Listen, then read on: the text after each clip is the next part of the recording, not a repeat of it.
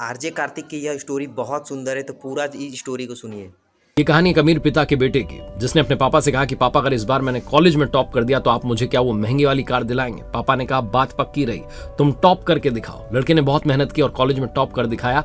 College से ही call किया कि पापा इस बार मैंने एग्जाम में टॉप किया है, आप गाड़ी मंगवा लो और आंगन में खड़ी करवा दो, मैं घर आ रहा हूँ। घर पहुंचा तो देखा आंगन में गाड़ी नहीं थी। उदास मन से पिताजी के कमरे में गया और जाकर के देखा तो पिताजी गिफ्ट हाथ में लेकर के खड़े थे।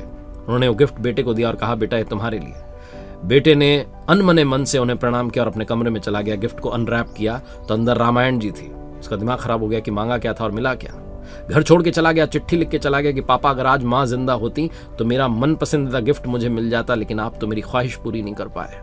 वो शहर छोड़ के चला गया, नंबर चेंज कर लिया, पिताजी से कोई कॉन्टैक्ट नहीं। नौकरी की, मेहनत की, बिजनेस शुरू किया और फाइनली वो कार खरीद ली जो पिताजी से मांगी थी।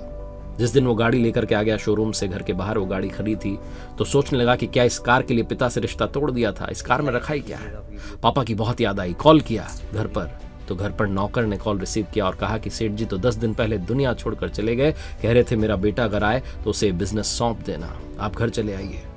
उदास मन से घर पहुंचा, पिताजी के कमरे में गया तो वहां तस्वीर टंगी थी, माला लगी थी। रोता चला गया और वहीं रामायण रखी हुई थी, वही रामायण जी जो पिताजी ने गिफ्ट की थी। रामायण जी को उठाया और खोला तो अंदर एक चिट्ठी रखी थी जिसमें लिखा था कि मेरे बेटे तुमने कमाल कर दिखाया, मैं तुम्हें कार तो दिला ही रहा हूँ, साथ में संस्कार देना चाहता हूँ, इसलिए रामायण जी भेंट कर रहा हूँ। तभी एक लिफाफा सड़क के नीचे गिरा, उस लिफाफे को खोला तो उसमें कार की चाबी भी थी और पेमेंट कर दिया था तो वो बिल भी था। लड़का रोता ही चला गया, समझ नहीं पाया कि पिताजी ने तो गिफ्ट दे दिया था, मैं ही नहीं समझ पाया।